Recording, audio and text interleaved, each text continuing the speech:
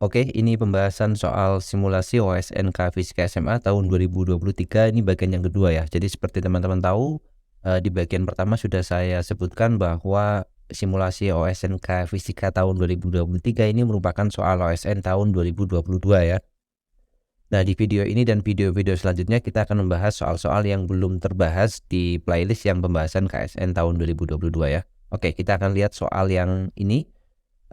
Ujung-ujung sebuah batang homogen digantung ke atap dengan tali yang masing-masing membentuk sudut alfa 30 derajat dan beta 53 derajat terhadap atap. Lihat gambar. Kemudian dalam kondisi setimbang atau dalam keadaan setimbang, nilai tangen dari sudut yang dibentuk batang terhadap horizontal adalah titik-titik. Oke, kita diminta untuk mencari nilai tangen antara sudut yang dibentuk oleh batang dengan bidang horizontal. Oke, sekarang untuk mempermudah kita gambar ulang ini biar lebih besar ya. Oke ya, sistemnya sudah saya gambar ulang seperti ini. Sekarang kita lihat topik-topik apa aja atau hal-hal penting apa aja yang perlu kita ketahui dalam mengerjakan soal ini ya. Jadi di sini disebutkan bahwa sistem tersebut dalam kondisi setimbang atau dalam keadaan setimbang.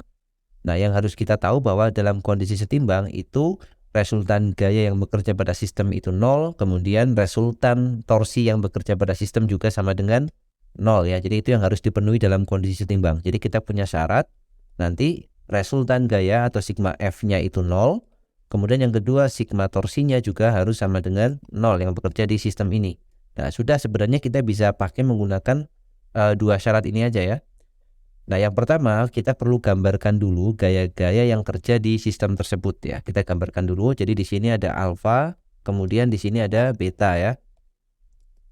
Kemudian gaya-gaya apa aja yang bekerja ya? Yang pertama, ini kita anggap batangnya homogen ya, disebutkan di soal homogen, artinya titik beratnya tepat di tengah-tengah batang. Jadi dia punya berat di sini. Kemudian ada dua tali, maka punya tegangan tali. Yang kiri arahnya ke atas ya kalau kita lihat dari batang. Kemudian yang kanan ini kita buat seperti ini. Dan kita beri nama sekarang untuk yang bagian kiri, misalkan ini T1 ya. Kemudian untuk yang bagian kanan ini adalah T2, kemudian di sini adalah MG atau W ya. Kita tulis saja MG. Oke, kemudian sudutnya alfa di sini. Nah, maka kita uraikan dulu ya, seperti biasa kita uraikan gaya-gaya yang bekerja yang tidak searah dengan sumbu X dan sumbu Y. Jadi T1 dan T2 ya, karena MG-nya sudah mengarah ke sumbu Y. Jadi T1 kita uraikan ke atas sana, kemudian uraikan ke kiri. T2 pun sama, uraikan ke kanan, kemudian uraikan ke atas. Nah, sekarang tinggal kita beri nama aja. Alfanya berarti pindah di sini ya, sudut perseberangan ini alfa. Berarti di sini adalah T1 cos alfa. Kemudian yang di sini adalah T1 sin alfa.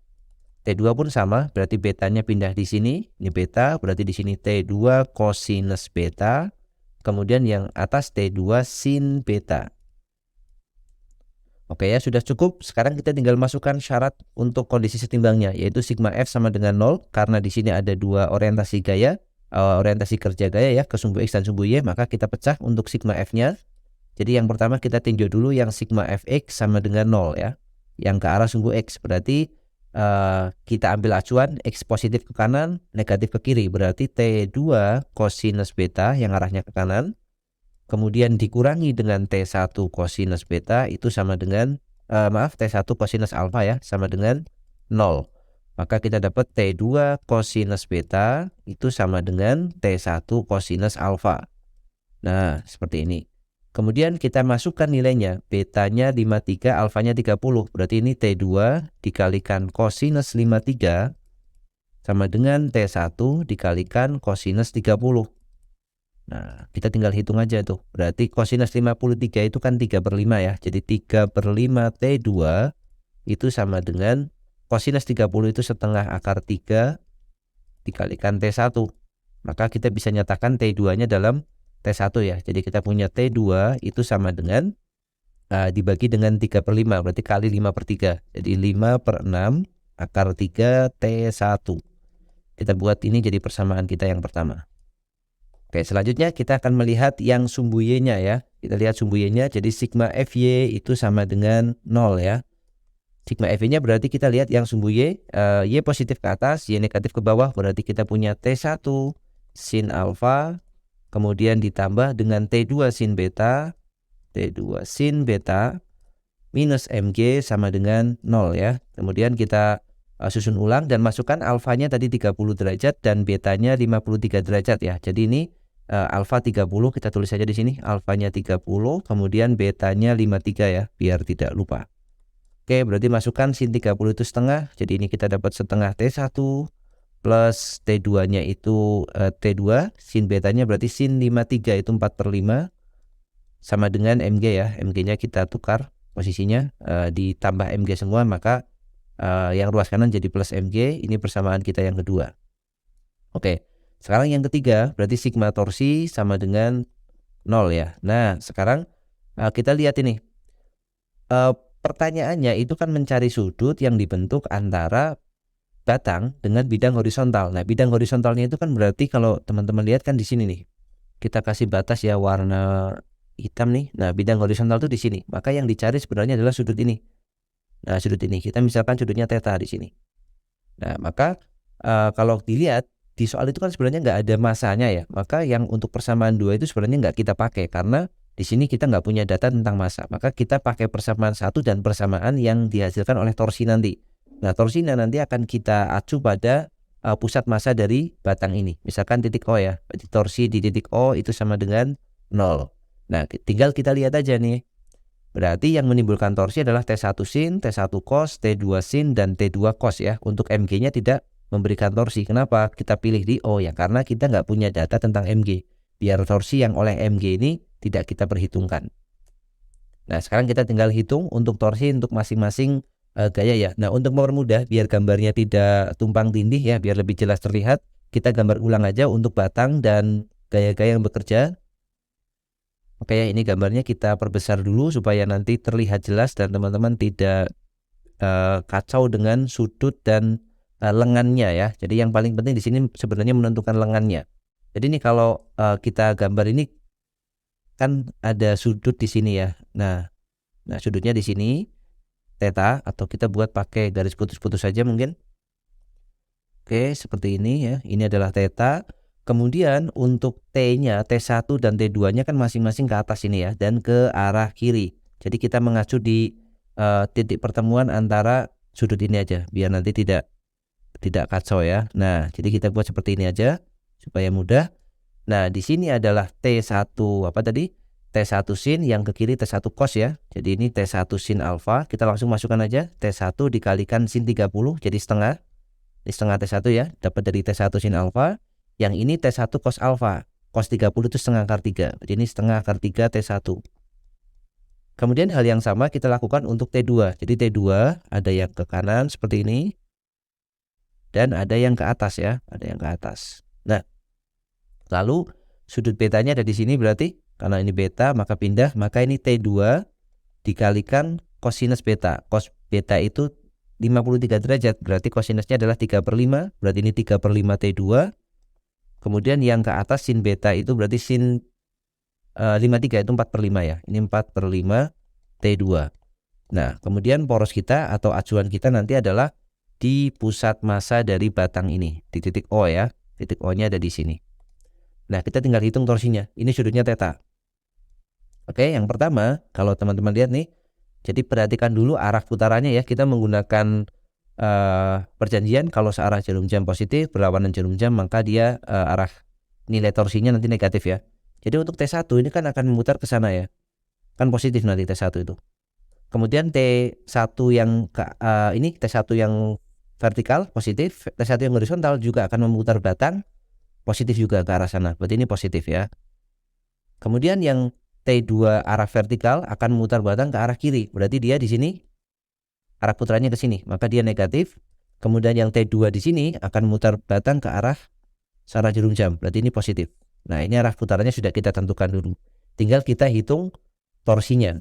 Yang pertama kita hitung torsi dari yang ini dulu ya. Yang ini ya, satu persatu kita hitung. Berarti setengah akar 3 T1 gayanya. Kemudian lengannya mana? Lengan itu jarak tegak lurusnya dia, berarti segini kan. Nah, jarak tegak lurusnya berarti ini. Ini ya, bisa dilihat ya. Jadi jaraknya dari perpanjangan gayanya ke poros. Ini yang tegak lurus yang kita pakai adalah ini. Berapa nilainya ini? Kalau kita lihat segitiganya, ini kan kayak gini, segitiganya miring, itu setengah L. kemudian di sini theta. Nah D-nya itu adalah ini jaraknya. Jarak yang kita pakai yang tegak lurus. Berapa nilainya? Berarti setengah L sin theta. Setengah L sin theta. Berarti setengah akar 3 T1 kita tulis di sini. Sigma torsi di titik O sama dengan 0. Berarti setengah akar 3 T1 dikalikan dengan lengannya adalah setengah L sin theta. Dikalikan setengah L sin theta. Oke, sudah. Kemudian yang arah vertikal berarti plus T1, plus setengah T1. Lengannya mana? Lengannya berarti kita cari jarak tegak lurusnya. Maka kalau kita tarik garis kan yang tegak lurus kan ini. Nah, kan sama dengan jarak ini.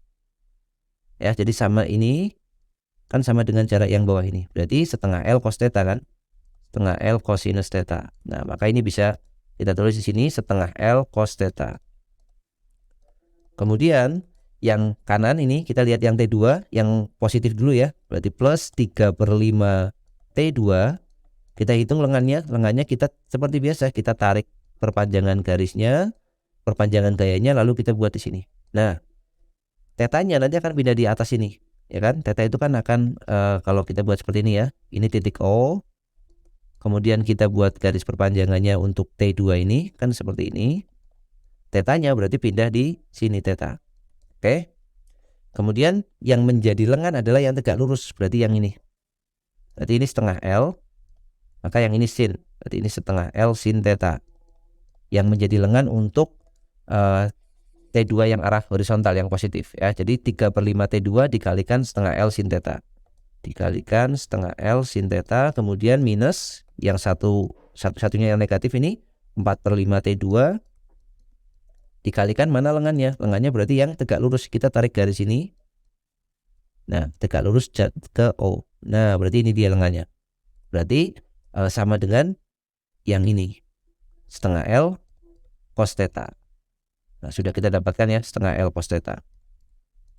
Sama dengan 0. Oke, jadi seperti itu cara menentukan torsinya ya. Jadi bisa dipelajari ulang nanti. Jadi kita bisa menentukan torsi itu dengan mengambil jaraknya biar gampang itu jarak tegak lurusnya dari gaya ke poros ya.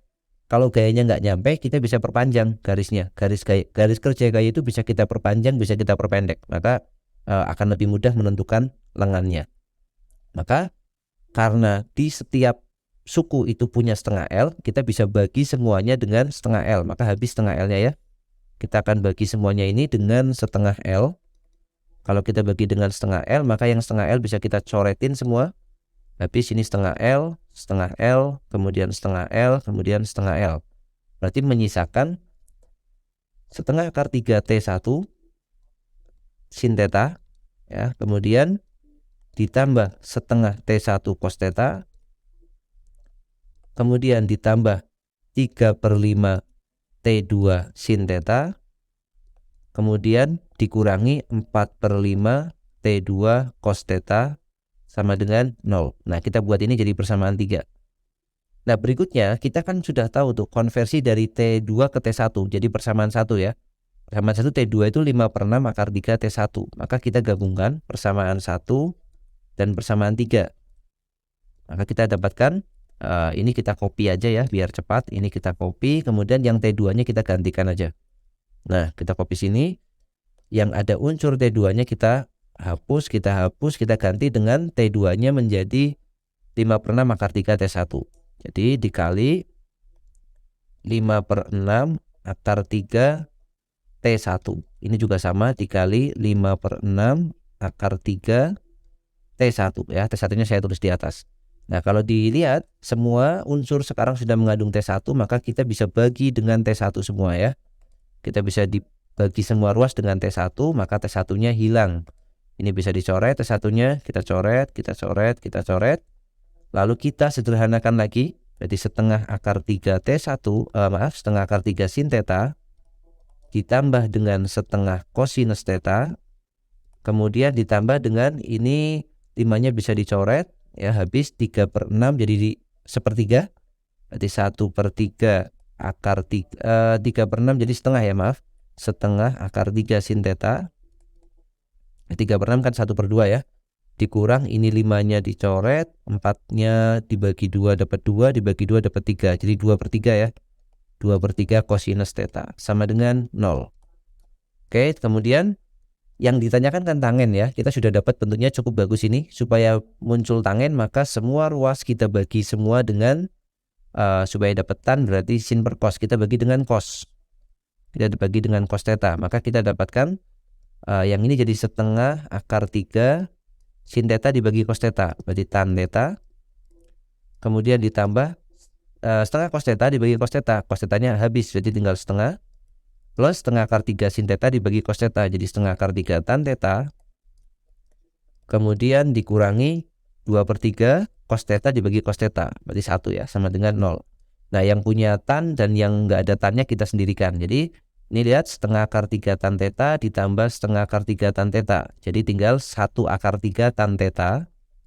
Sama dengan yang nggak punya tan theta berarti ini. Oke, ini sepertinya ada yang tidak tertulis ya. Ini ada yang setengah akar 3 yang belakang itu masih ada akar 3-nya nih. Kita belum tulis ya di sini. 2/3 akar 3 ini berarti 2/3 akar 3. Nah, ini masih ada akar 3 di bagian sini yang belum kita tulis. Ya, jadi komponen akar 3-nya mestinya kan ada 2 nih. Ini baru ada 1 akar 3-nya. Oke ya, kita lanjutkan. Berarti ini sudah betul. Yang tidak ada tannya kita pindah semua ke ruas kanan. Jadi ini jadi 2/3 akar 3 jadi positif dikurangi 1/2. Nah, dari sini kita sudah dapat ekspresi untuk tan theta-nya kan. Jadi tan theta itu akan sama dengan 2/3 akar 3 dikurang 1/2 dibagi dengan akar 3. Maka kita akan dapat nilai tan theta-nya. Ini tinggal menggunakan kalkulator aja. Kalau kita hitung kita akan dapat hasilnya nih ya, 0,3779. Nah, jadi hasil aslinya seperti ini, 99 dan seterusnya.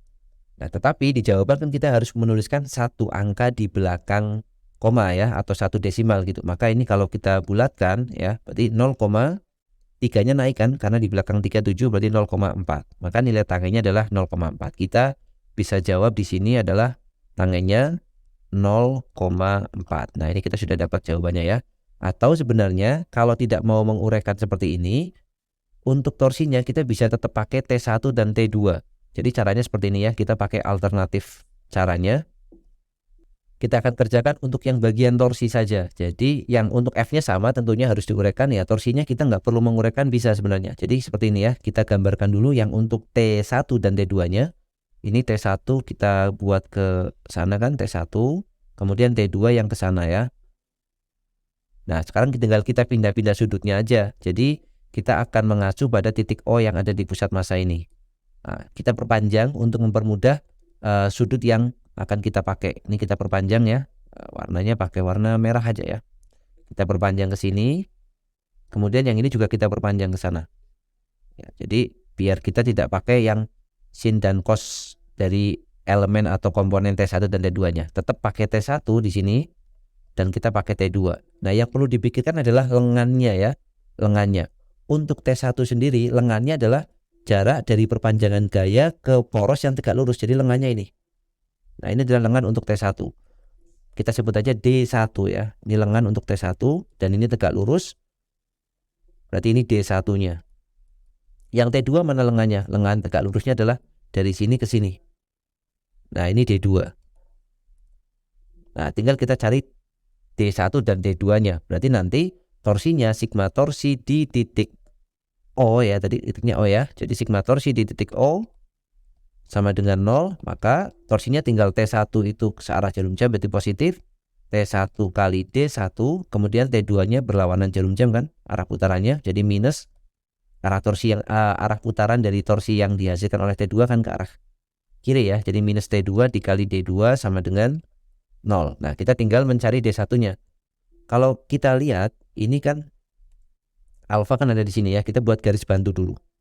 Oke, ini alfa ya. Di sini kan alfa. Ini garis bantunya sudah saya buat. Ini alfa. Kemudian kalau kita lanjutkan, garis bantunya kita lanjutkan ya. Kita perpanjang sedikit ke sana ya. Sampai bentuk segitiga ini sampai sini. Nah, maka alfa itu kan akan pindah ke sebelah sini ya. Ini kan pasti alfa.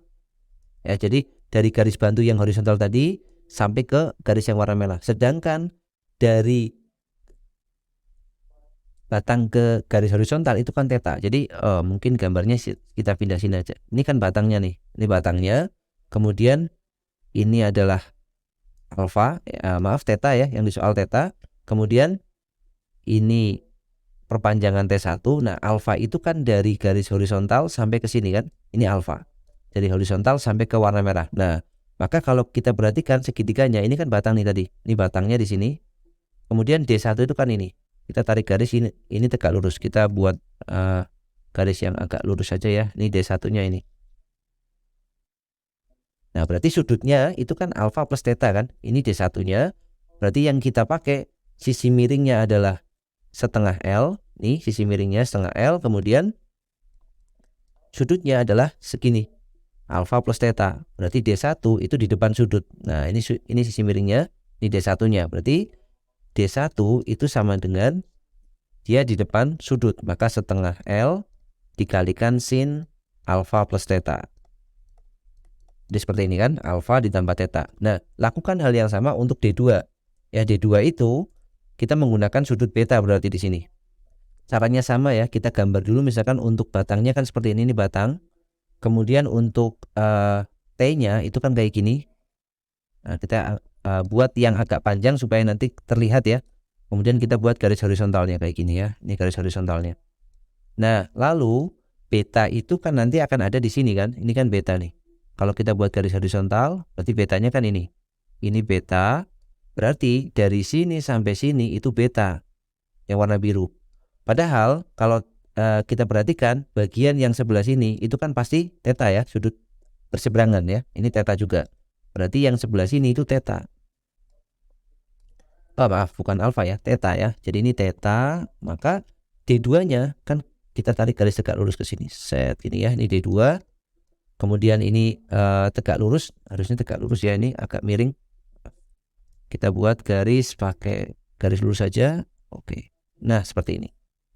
Nanti teman-teman bisa pilih aja pakai metode yang atas atau yang ini ya. Yang penting sama-sama dikerjakan dengan teliti aja. Ini D2, maka sudut yang ada di sini itu kan pasti beta minus theta ya. Beta minus theta. Berarti D2-nya itu sama dengan sama-sama setengah L panjangnya. Setengah L dikalikan depan sudut juga jadi sin. Tapi beta dikurangi theta. Nah, kita tinggal menggunakan nilai-nilai ini D1 dan D2-nya. Masukkan ke sini ya. Jadi T1 D1, berarti kita dapat T1 dikali setengah L sin alfa plus theta. Kemudian sama dengan ya, kita buat langsung sama dengan aja. T2 dikalikan D2 jadi setengah L sin beta minus theta. Sin beta min theta. Maka sama, setengah L-nya punya di dua ruas, kita bisa coret. Kemudian ganti T2-nya tadi. T2-nya konversinya adalah 5/6 akar 3 T1 ya. Jadi kita ganti T2-nya menjadi T1 sin alfa plus theta sama dengan T2-nya 5/6 akar 3 T1 sin beta minus theta. Nah, sudah dapat seperti ini, tinggal T1-nya juga bisa kita bagi dengan T1, tinggal jalankan sin alfa plus theta dan sin beta min theta ya. Gunakan sifat trigonometri. Jadi sin alfa plus theta kan persamaannya sin alfa cos theta kemudian plus cos alfa sin theta. Sama dengan 5/6 akar 3. Kemudian yang ini sin beta min theta kan sin beta cos theta. Karena negatif maka ini minus cos beta sin theta. Ya tinggal di bolak-balik aja kan. Alfanya 30. Berarti ini setengah dikalikan cos theta ditambah setengah akar 3 dikalikan sin theta sama dengan 5/6 akar 3. Sin betanya berarti 53 berarti 4/5. 4/5 cos theta dikurang cos betanya berarti 3/5 dikalikan sin theta ya. Jadi sin 53 itu 4/5, cos 53 itu 3/5. Oke, sudah, tinggal kita buat seperti tadi, setengah cos theta plus setengah akar 3 sin theta sama dengan, kita kalikan jadi 5/6 akar 3 dikali 4/5 cos theta minus 5/6 akar 3 dikali 3/5 sin theta. Oke, kemudian sederhanakan yang bisa dicoret, nih 5-nya dicoret habis, 4-nya dengan 6 dapat 2 dapat 3 ya. Kemudian nih 5-nya juga bisa dicoret habis, 3-nya dengan 6 dapat 2. Oke, jadi kita sudah mendapatkan bentuk sin dan cos sama seperti persamaan sebelumnya. Nah, untuk mempermudah langsung aja kita bagi dengan cos ya. Kita bagi dengan cosinus supaya muncul tangen. Bagi cos theta berarti ini setengah cos theta bagi cos theta, tinggal setengah ditambah dengan setengah akar 3 sin theta dibagi cos theta. Jadi setengah akar 3 tan theta. Kemudian sama dengan ini jadi 2/3 akar 3. 2/3 akar 3 cos theta dibagi cos theta habis minus 1/2 akar 3 sin theta dibagi cos theta, itu tan theta. Kemudian sama kumpulkan yang tan ke kiri, berarti setengah akar 3 tan theta pindah ke kiri jadi plus setengah akar 3 tan theta, maka jadi akar 3 tan theta ya. Karena setengah ditambah setengah kan 1 ya. Yang kanan berarti 2/3 akar 3 dikurang setengah. Jadi kita dapat tan tetanya sama ya dengan yang tadi. Jadi 2 akar 3/3 dikurang setengah dibagi dengan akar 3. Kita dapatkan nilainya tadi mendekati 0,4 ya. Bentuknya kan sama tuh, 2/3 akar 3 min setengah dibagi akar 3. 2/3 akar 3 min setengah dibagi akar 3. Jadi silakan metodenya nanti mau dipakai yang mana. Silakan pilih aja yang paling mudah dan paling gampang dipahami ya. Oke, jadi seperti itu untuk salah satu pembahasan soal simulasi 2023 atau soal OSK 2022 ya. Jadi kategorinya ini sebenarnya soalnya relatif mudah ya. Memang agak panjang ya karena kita sambil menjelaskan jadi agak panjang. Tetapi untuk kategorinya materi sekolah pun sudah bisa mengcover untuk mengerjakan soal ini. Oke, sekian video kali ini, sampai jumpa di video selanjutnya.